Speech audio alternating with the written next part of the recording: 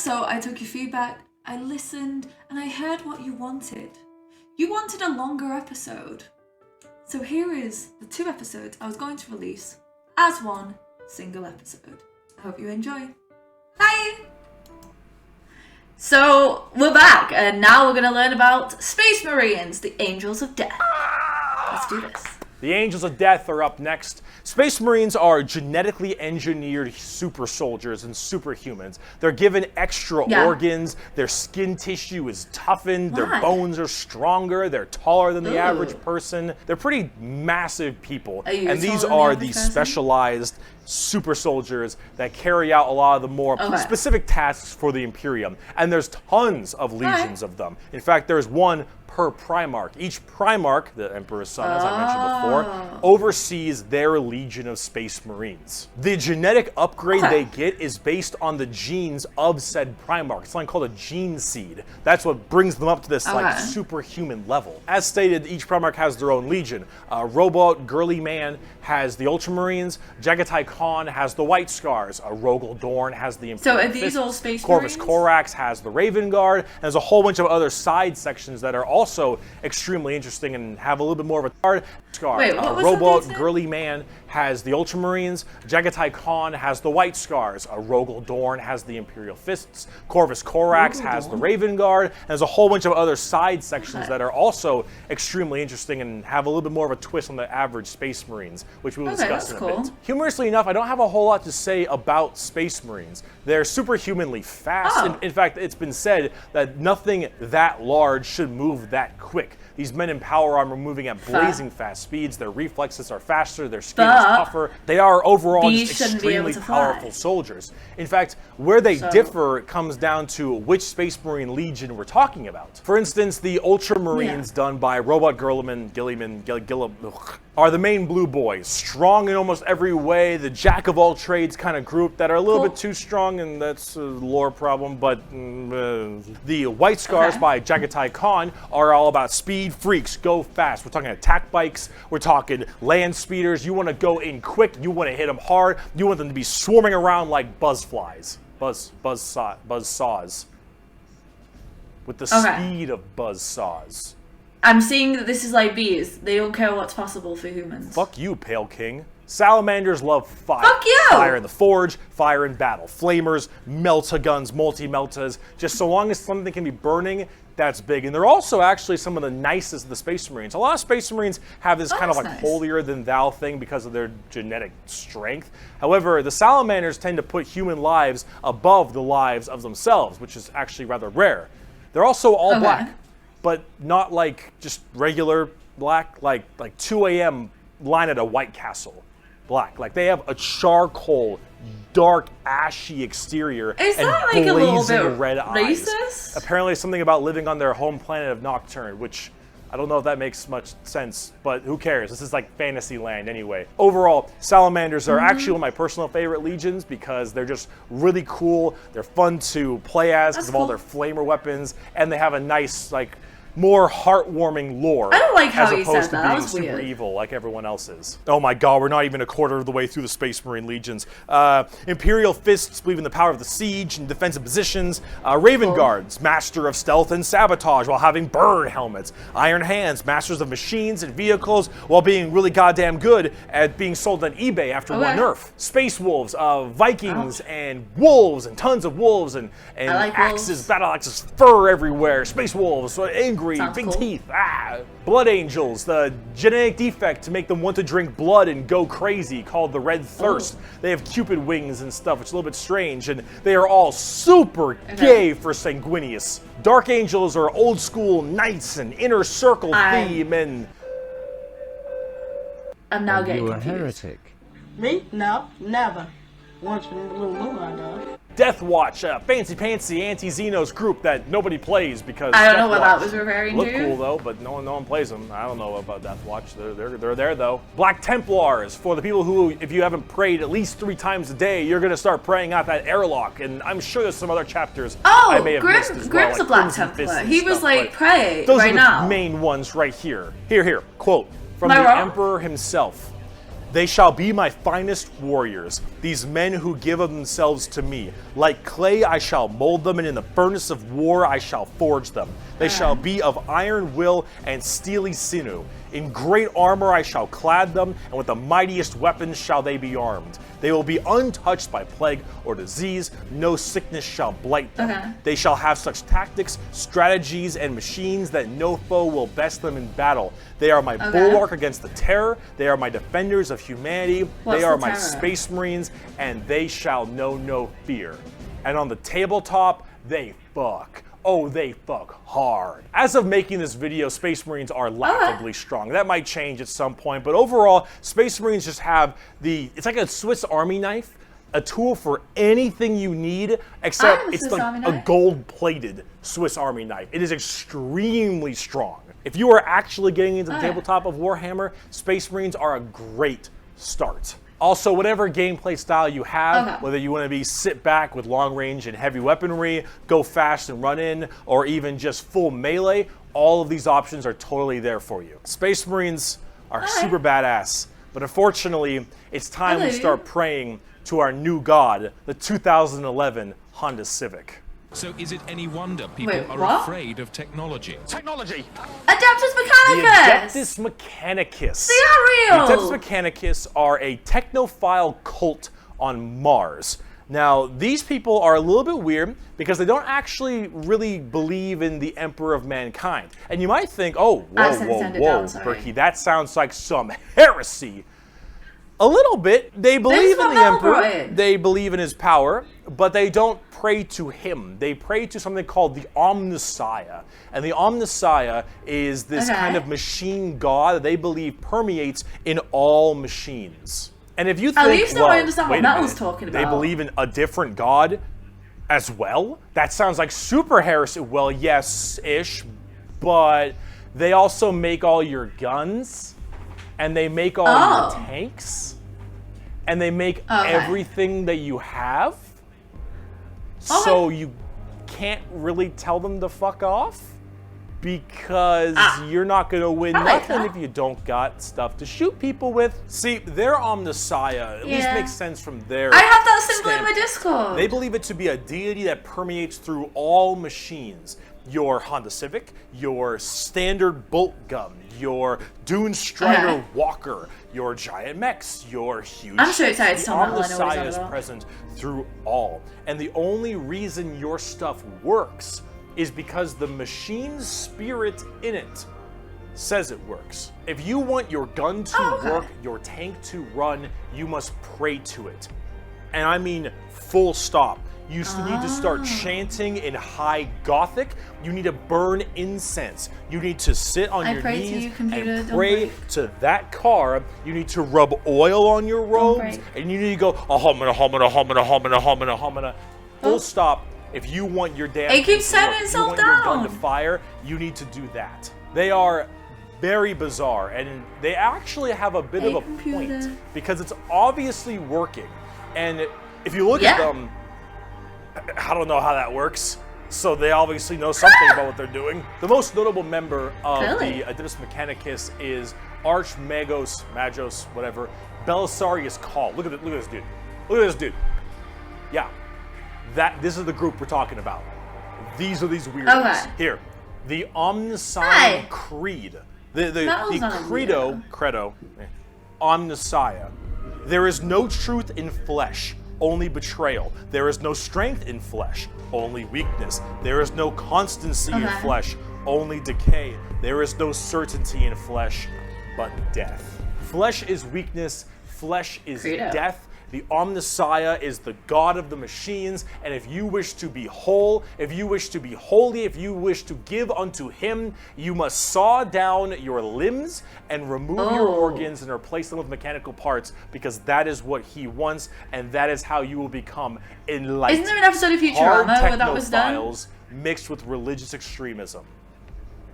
Adeptus Mechanicus. Now, for their army side of things, they are with the Scutari. I get it now. The Scutari operate with very bizarre weaponry and lots of different kinds of vehicles, tanks, and different people in between. They're very weird, but they have extremely wacky and enjoyable, and in fact quite effective, both in the real game and in the lore, weaponry and gear. Overall, as an army on the tabletop, they're very weird and have a whole bunch of different shenanigans. But if you like kind of that quirky, wacky techno thing, I'd give them a pickup. Hell, they're so paranoid. I gotta keep going. They're so paranoid and crazy. These Dune Striders you see right here, one guy was able to make them work. One guy, and he died. And they're so scared they'll never work again that they keep them on and they never turn them off, and they run around in a circle the whole time until they need them, and then they corral it and they go into battle. Yep. That's so funny. The Adeptus Mechanicus. Now, if you want to talk about faith, though, let's talk about the Sisters of Battle. A simp has fallen for an e-girl in Lego City.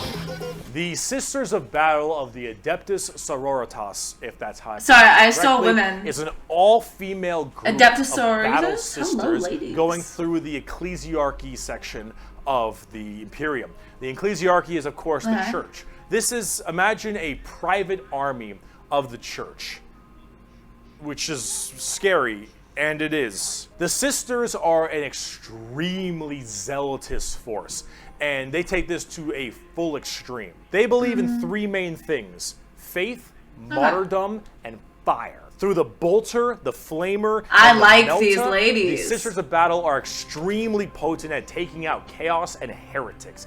Mainly heretics, because as they are a fighting section of the ecclesiarchy church, that's the big thing they want to kill. Any form of heretic will face the Emperor's justice through those three main weapons: the bolter, the flamer, and the melta, and they will do so with extreme prejudice. Okay. Literally. They are the closest things we have to nuns in space. And I'm talking hardcore nuns. They carry holy fire on their backs. Some of them they are have fit, though. holy books and sigils all across their armor. Their main battle tank is a fucking pipe organ missile launcher. They have small babies that they have removed their brain capacity to make them little servant cherubs to fly around and give them ammunition and shit. Gross. They drop churches from low orbit Do you think we had as those kids? mini drop pods onto battles. They drop churches into battles, and they blare war hymns and holy music from their frigates in low atmosphere and shower holy water across the battlefield. These are the people so sick. you are dealing with, and they're fucking awesome. They can literally stave off demons on the tabletop because their faith is that strong. Remember the warp, the demons from the warp? Well, the warp also manifests in your mind. All of your emotions, negative and positive, go through the warp. It's the immaterium, the place of all things. So if you are that mentally fortified, that mentally strong, you can stave off horrifying demons. And all these girls, not a crack. Not a crack in that mental armor. Now, as much as a meme as they are, and as much as their models look a lot like Ongo Gabloglian, which I can't unsee anymore, I gotta say, I love their design. I think they're extremely cool. They're another army that I'm currently collecting. They just released a whole new line of figures very recently, and they look wonderful. Everything from Celestine, the living, literally undying saint, from the triumph of Saint Catherine, which is literally a funeral procession as a model. Those organ tanks I mentioned earlier. This shit is the most over-the-top badassery in a lot of the Warhammer universe, and goddammit is it over the top. But Sisters of Battle are so cool. While I'm a guardsman at heart, this is such a cool faction. By Bolter Shell, Flamer Burst, and Melta Blast, the mutant, the heretic, and the traitor alike are cleansed of their sin of existence. So it has been for 5 millennia, so shall it be until the end of time. And speaking of burning demons, the Grey Knights are the first army I actually collected back in 7th edition. The Grey Knights are a super secretive and much more old school look at power armored knights, except they are all psychers. All of them have that crazy space magic magician shit. For every Nice, 100,000 guardsmen, there's 1 Grey Knight. For every 10,000 Sisters of Battle, there's 1 Grey Knight. For every 1,000 Space Marines, there's 1 Grey Knight. Grey Knights are the strongest of the strong, both in mental will and absolute just strength. These are Space Marines that are all high-level psychers, all of them able to specifically do one goal, and that is kill demons. The Emperor believed that the demons of chaos were the #1 threat to the Imperium, and he probably is right. However, this group is entirely based on doing that through a myriad of tactics. Coming from the planet, or I guess the moon of Titan in the Sol system, the Grey Knights are thrown through extremely rigorous training and are as clear of mind and soul as they possibly can be. Since the demons of the warp are the warp and your mind projects to the warp, people can go insane very fast, especially lower level psychers. These Grey Knights need to be able to harness the warp in the presence of demons and stay perfectly sane. One of their characters, one of my favorite characters, is named So they can also overcome it like the women. He has a demon blade, the black blade of Mahamahama, and he has to have it on him because it tempts everyone nearby, constantly beckoning them. Use my power, use my strength, suck my penis, whatever the possibility. And so he has to keep it on him all the time as this thing whispers to him consistently, and he has to stave it off forever, being alone in his chambers or on the battlefield, because anyone who gets too close to it might be tempted a little too hard. He is that pure of heart and mind, and all the characters in the Grey Knights are basically like that. The only issue is that the Grey Knights have a scorched earth policy, more ways than one. If they're fighting demons, demons corrupt and make people crazy. So if I'm a guardsman and I'm fighting demons, and the Grey Knights arrive, and they kill all the demons, I'm a risk. And so guess who's not making it out of there? On the tabletop, they're very strike fast, strike hard kind of people. They teleport all around the place. They are fast strike groups, small amounts of models because they're so dang strong. You only have so many characters, but with it, you get in there, you're very tough, very tanky, you hit really hard, and you try to bounce around the battlefield quickly, but you don't have numbers, and so every dead Grey Knight hits really damn hard. They're fun, though, if you like that kind of fast-striking kind of army. Oh, and also, Caldor Drago is a thing. We're not even going to get into Caldor Drago.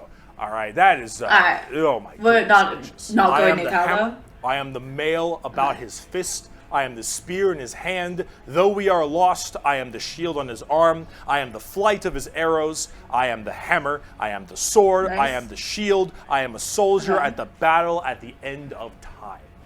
Grey Knights are pretty hardcore. They are as holy as you can get for a Space Marine. If you like Space Marines and you want to, you don't think they're holy enough, you want to be holier? Grey Knights. Now, if you want to be holier and big, let's talk Imperial Knights. Do you like gigantic walkers the size of homes or medium-sized buildings? Do you want to kill heretics, but you want to kill like 40 of them per turn? Do you want a gigantic, old-school knight noble house style of walkers with giant chainsaw arms? Then you got. So are they like all fighting each other, or are they all fighting for the greater good? Because they're just gigantic walkers, but they have this old-school like house feel to them, like literally like they're houses. Each Imperial Knight comes from a house, and each of them act in their own special way. These behemoth of walkers also destroy almost everything in their path, killing full swaths. I don't get who we're fighting then in the tabletop. In a couple shots, stepping on legions of troops. Like other team these a heretic? Do not mess around, and they look so cool. Imperial Knights and Chaos Knights. Are you all working together? Don't have a whole lot to discuss. They're just super big, heavy walkers, and they look different depending on your house or chaos god you currently believe in. And overall, these things are just really cool if you want to murder everything in your path. They're the big, scary, big unit of Warhammer, and if you want to collect them, go to town. They make for a great painting project too. Getting more back down to earth. Oh, cool. Let's talk something about a little bit different, a little more gold. If guardsmen are regular soldiers, Space Marines are super soldiers, Grey Knights are super soldiers, the Adeptus Custodes are super soldiers cubed. The Adeptus Custodes are the third major army I own. I know, 3 armies. I know, I got carried away, okay? But that's all. I only have 3, okay? They are our final brand of Space Marines, but these ones are super special, okay? If a Guardsman is 6 foot, a Space Marine is 7 feet, a Custodian is 8 feet. These are the giant defenders of Holy Terra, which is also Earth. Earth is Terra. Themselves. Okay. These are the people that literally guard the Emperor's throne room, hence Custodes. These boys protect the Emperor's throne room at all times and are literally like handcrafted people. They're not humans brought up by a gene seer or something. These are all handcrafted super soldiers. I think from a tube. These behemoths of men are like 8 feet, 8.5 feet tall, and functionally immortal. They stand still, spear in hand, for hundreds of years without the need to sleep and barely even the need to is that eat, like the people outside watching of the Queen's over Palace? the throne room and every other area of Holy Terra for their entire purpose in life. And oh my lord, are they terrifying. These Custodians put Space Marines to shame. If you liked your super soldiers, these are your super mega soldiers. One of these men can take on probably 3 Space Marines and most likely win. There are many different groups of Custodians as well, like the Solar Watch, or there's also one of my personal favorite, the Aquilan Shield. The Aquilan Shield go out to seemingly unimportant individuals and protect them because they believe that they are going to be doing something very important in their lives. For instance, let's say a regular guardsman gets the protection of this giant 8.5 foot tall golden god because that guardsman will end up becoming a general one day or something of that nature. The Custodians work in mysterious ways and are almost always outnumbered but never outmatched. These people are pretty horrifying, both on the tabletop as well as in the lore. There are very few of them, however, and there's actually an extremely small amount of them. But that's kind of the point. There's only so many of these people that can have war gear this strong, weapons this powerful, and training this good. And the Custodians have all 3 of it. For 100 years, I stood my watch amidst the somber shadows of the Sanctum Imperialis. I was still as a statue, but always ready. Always attuned to dangers unseen. Days, months, years passed by in a frenzied blur beyond those walls, yet within little moved and nothing changed. For 100 years I did not but wait, yet had any threat appeared I would have struck it down in a heartbeat. For 100 years I stood my watch, and as it ends I can tell you this. Patience is a weapon. Patience is a weapon. The Custodians are the top dogs of the Imperium, and they hurt just that same way. Though I do want to discuss a little bit about the Sisters of Silence before we get out of here, because the Sisters of Silence I also have a few of, and they're really fun, but they don't get enough attention. These kind of bald plume ladies are a whole group of pariahs, or also known as blanks. We'll be referring to them as blanks from now on. So as every mind is somewhat connected to the warp, these blanks are a genetic mutation that has it suppressed heavily. Because of that mind suppression, normal people feel this weird, like, uncomfortable nature when around them. When a Sister of Silence walks past them, you feel ill. You feel just uncomfortable and strange. So most of them don't actually live past childhood, because once they are birthed, they're, well, you know, killed or something at a very young age because they just emit a horrifying aura. These ladies, however, are guardians of the throne as well for more psychic threats. See, none of the Custodians are psychers, so they have a difficult time dealing with major demons and other kinds of psychic phenomena. These sisters are extremely specialized in it, all of them taking a vow of silence as they don't speak, hence the term Sisters of Silence, but they communicate through hand gestures and things of that nature. Some believe but that's if there's the a demon issue, if there's any kind of warp-based problem, the sisters are extremely adept at dealing with them, thanks to their blank gene. They normally work a lot of time with the Custodians because they have to deal with both kinds of threats, but they're not represented that way on the tabletop. In fact, they only have like one real model for them, which is very unfortunate. I hope they'll get some like news soon, because I think they should really be working together as it is that way in the lore, but hopefully we'll get there soon. But if we're talking about blanks, let's talk assassins. Okay, I like assassins. You have my attention. been a long video. Go We're about on. to round it out. We got this and one more human thing, and then we're done. The assassins, though, the Officio Assassinorum. Oh boy, these people are deadly. Yeah, they're called assassins. They should be, but oh man, these people will mess you up. So these are from the Officio Assassinorum, a very special organization, and they are handpicked by the Grand Master of the Officio Assassinorum from the Who's the Grandmaster? Shit, what was it called? Scola Progenium. It's basically an orphan school. Your parents got murdered by demons or something. Oh. You get sent to this and you get trained to be whatever. Tempestus Drop Troop, an Inquisitor maybe even. Maybe you get a blank gene and you get thrown into the Sisters of Silence, or sometimes you just disappear. When you are taken, however, you go to one of 4 temples. Nice. Because the Assassinorum works in the temple style of things. These temples are the Vindicare, Caluxus, Calidus, and Eversor temples. Let's start with the Vindicare. I'm far away. I've been sitting here for 3 weeks. Poof! The Vindicare temple is the main sniper-based temple. Gigantic sniper rifles for all these assassins. Their whole point is to be able to be in a spot and sit there, eye and scope, for weeks, waiting for their perfect target, taking people out from literal miles away after extremely long time periods.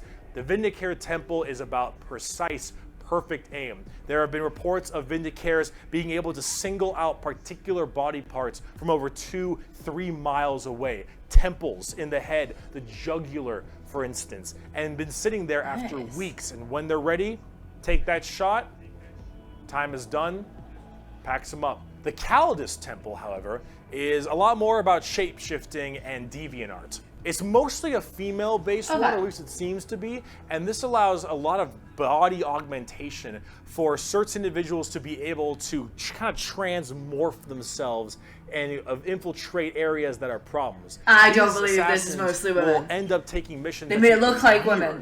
2-3 years to infiltrate a heretical group and slowly work their way up, just to get enough time to put a bullet into the main target's head and then escape unharmed, or become the main target and sabotage it from within.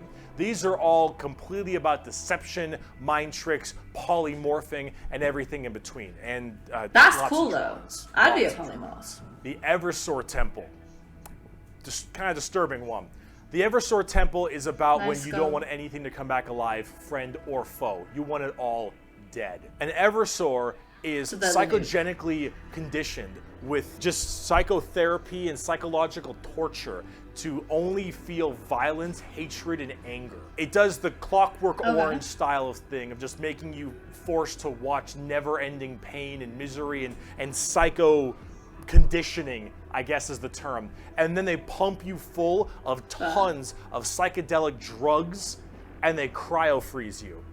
And then they drop you in an area where they just want to make sure everything is dead. And then you defrost, full of just all this insane, mind-boggling psychotherapy and psychedelic drugs, and you just go to town. Yeah, if you don't care if anyone comes back Drop some alive. mushrooms Like, and acid and get on with the murder. Send them in. Finally, there's the most bizarre temple, the Caluxus Temple.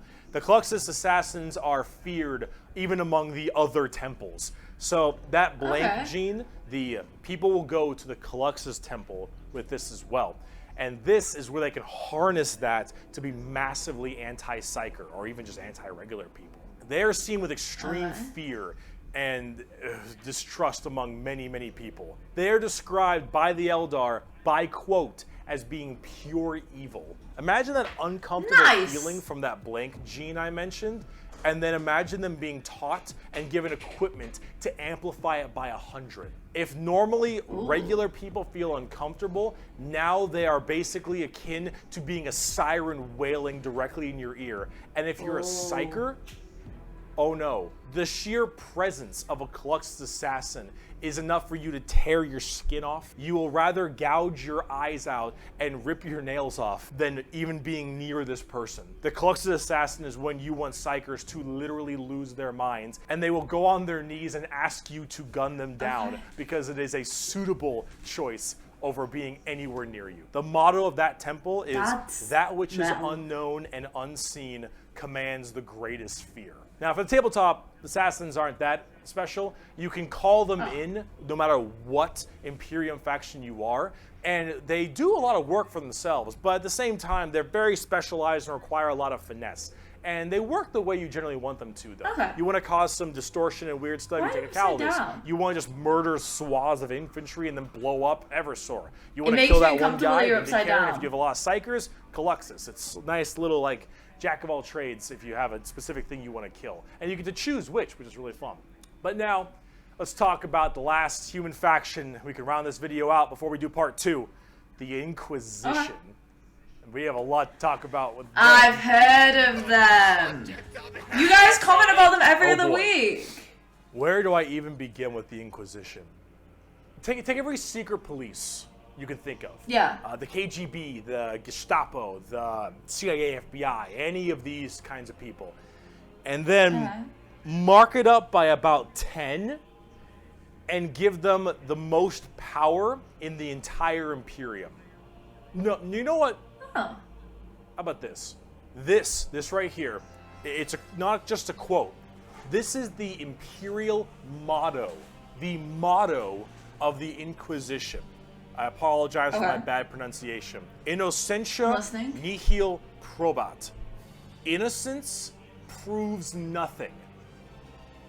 They decide you're heretic. The most powerful organization in the Imperium, the secret police, their number one motto is innocence proves nothing. The Inquisition goes around like the secret police or like detectives to find issues in the Imperium. And they have different ordos depending on which one we're talking about. The Ordo Hereticus, the Ordo Xenos, the Ordo Malleus, for instance, and a whole bunch of other ones. Hereticus is obvious, they deal with heretics. Xenos tries to find alien threats, and Malleus is demons. They all have different specializations in what they're trying to go for as this Inquisitor.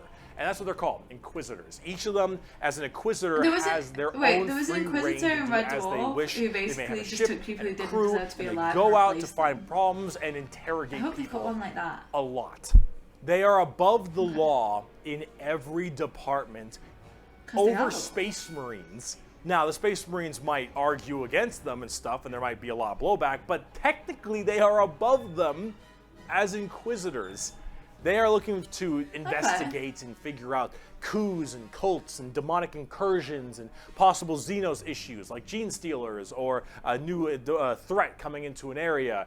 They're about learning that stuff and actually doing detective work. And memes aside, they're pretty good at it. The Inquisition having all of this power does make them a little bit power hungry and frantic sometimes. And yes, it is still a bad thing, but most of them are pretty good at their job. And they spend a lot of time being very diligent to make sure that all of these leads they follow are proper and correct. They're basically space detectives with just enormous power and sometimes a bit of a power complex. And we haven't even talked about Exterminatus yet. Exterminatus. Exterminatus is deeming a planet unfit to be saved.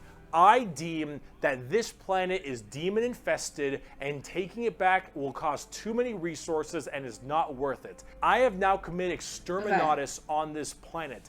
I will now sign the death warrant of an entire Imperium planet as it is unfit to take and better to be destroyed than allow the enemy to hold it. This can mean saturation bombardment. This can mean cracking the planet's core and breaking it apart. Doesn't matter. Render this planet inhospitable to all life.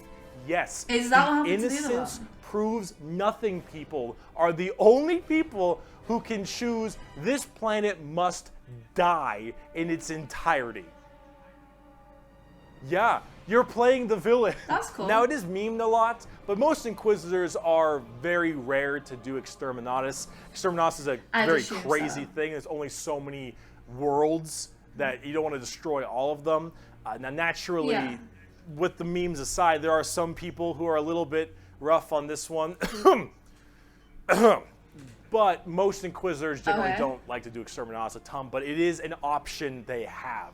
And it's a crazy option when you think about it. Secret Police Inquisition are I'm so unfortunately confused not what that represented on the means. tabletop very much. You generally kind of put one in your army if you feel like it. You have a couple special options there and some side content, but they're not really fleshed out very well, and personally they need a lot more stuff put in there, and they really need a lot more effort put into them, and they're not quite where I want them to be. Overall, the Inquisition makes for a lot of the best storytelling as well, because it's a little bit hard to talk about a big story of a whole bunch of Space Marines killing something. Right, it's just a big battle story. It's not as interesting. Having that intrigue and that moral dilemma that an Inquisitor has makes for a lot better media. And honestly, the more people do it, I think it's better, because then it adds a little more humanity to the Warhammer horrible, horrible grimdarkness. And wow, we just finished the humans. So I know who the humans are! I did things! I'm so confused! I'm sure it'll make sense eventually. Stay tuned for my next part on the next part of this, I guess. If you like this video, leave a like, comment, subscribe. Don't forget to turn on the notification bell. Tell me what's going on. Just like explain it to me, please. Please. Thank you for watching this video, and I am proud of you for getting through today, and I'm even more proud of you for getting through tomorrow. And Adeptus Custodes, Custodes, peace. I'll see y'all in the next one. Bye! Hey everyone!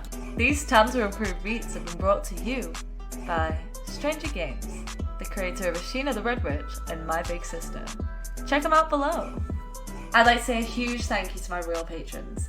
My tier 3 supporter, Hansel Panda, my tier 2 patron supporter, Suki SJ, and my tier 1 patron supporter, Danny. Your support allows me to make content as regularly as I do, and I am so grateful.